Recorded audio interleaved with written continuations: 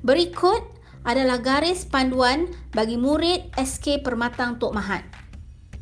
Pastikan murid rasa sihat sebelum hadir ke sekolah. Pastikan murid masuk melalui pintu pagar 2. Dapatkan bacaan suhu badan. Gunakan hand sanitizer atau cuci tangan menggunakan sabun dan terus beredar ke kelas mengikut laluan yang telah ditetapkan. Kemudian, catatkan bacaan suhu di dalam buku catatan harian. Bagi murid berbasikal, murid perlu melalui pintu pagar 1, dapatkan bacaan suhu badan dan tuntun basikal ke tempat letak basikal. Kemudian, gunakan hand sanitizer atau cuci tangan menggunakan sabun dan terus beredar ke kelas masing-masing mengikut laluan yang telah ditetapkan. Catatkan bacaan suhu di dalam buku catatan harian. Murid hendaklah memakai face mask atau pelitup muka jika batuk atau selsema sepanjang berada di sekolah. Murid tidak dibenarkan bergerak sesuka hati di dalam kelas maupun di sekitar kawasan sekolah. Murid hanya dibenarkan berada di dewan dengan menjaga penjarakan 1 meter selepas waktu balik dengan kawalan guru sehingga jam 1.45 tengah hari. Pergerakan murid ke tandas juga perlu mengikut garis panduan.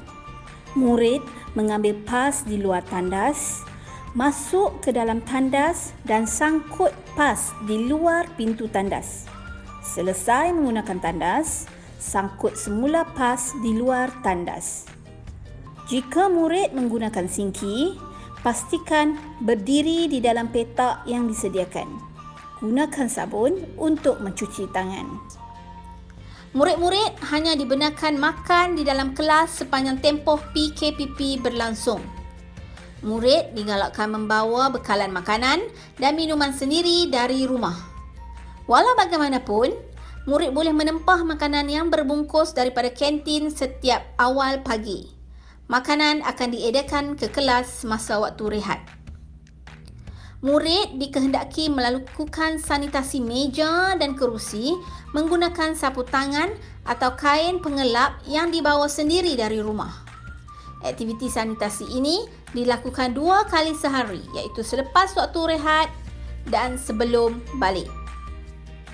Setelah selesai sesi pembelajaran, murid hendaklah beredar dari kelas mengikut laluan keluar dari kawasan sekolah melalui pintu pagar 1.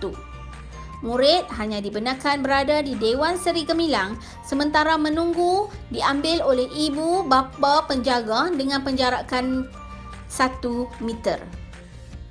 Semasa berada di sekolah, pergerakan murid mengikut arah laluan seperti berikut.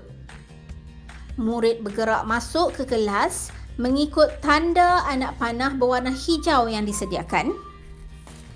Manakala murid bergerak keluar dari kelas mengikut tanda anak panah berwarna merah yang disediakan. Pastikan penjarakan sosial diamalkan dalam kalangan murid.